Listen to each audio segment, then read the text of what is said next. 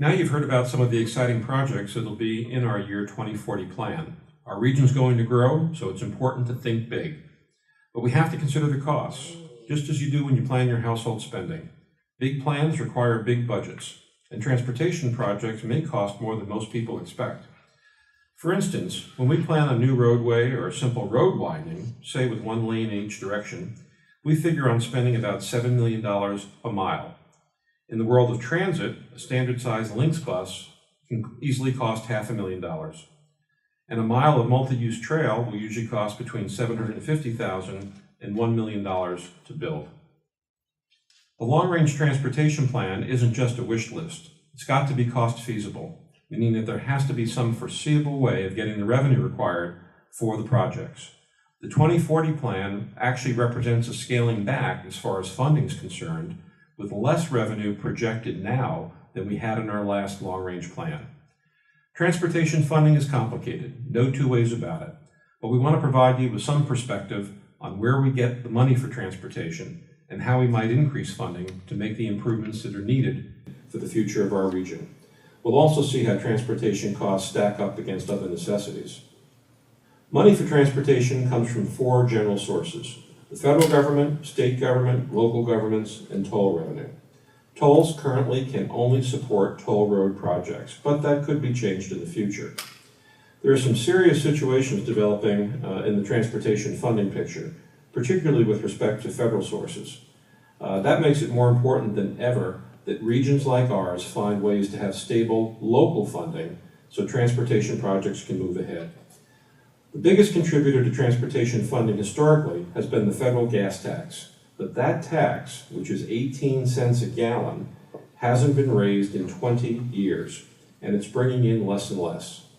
More fuel-efficient vehicles and the use of alternative fuels have also reduced the gas tax receipts, even as the country, especially our region, experiences more wear and tear on the roads than ever.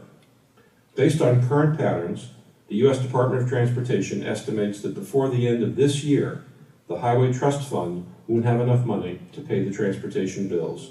That's bad news for us and bad news for across the country. The MetroPlan Orlando Board has directed us to be more conservative than in past years in outlining funding sources for the 2040 plan. Draft estimates show that we will have about $15 billion for transportation projects through the year 2040. We'll be spending roughly 60% of that on highways and 40% of it on transit. An additional complication to the funding situation is that certain types of funds can only be applied to certain types of projects. Money for transit improvements can't be used to repair highways, and vice versa. That's another reason we need a diverse transportation system and innovative ways to fund our projects. Our unfunded needs greatly outnumber what we can afford. In fact, those projects are worth approximately 2 times what we'll be bringing in. So there's a lot of work to be done on funding for transportation. Well, we've already talked about a couple of examples of innovative funding for some of the mega projects that are underway.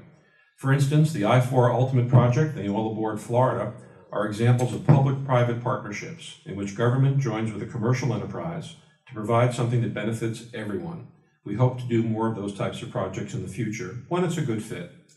We also look to other areas of the country for ideas and information, since the entire country is experiencing the effects of federal cutbacks. And we have found some interesting examples of what others are doing.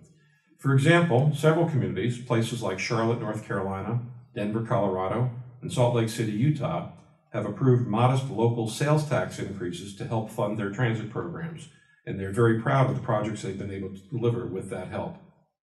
The state of Oregon has launched a bold experiment which explores how charging drivers by the mile traveled rather than the gallon of gasoline can boost the state's transportation funds. Several other states are studying this formula as well, with the idea that per mile taxation is a more equitable way to assess transportation costs. We can add these new ideas to our traditional methods, including simply raising the existing gas tax, as we go forward with the discussion. Now, in early June, we'll hold our official public hearing for the year 2040 Long-Range Transportation Plan. The MetroPlan Orlando Board will be considering the plan for adoption on June 11th at 9 a.m. in our offices in downtown Orlando. So please check in with us at metroplanorlando.com for more information.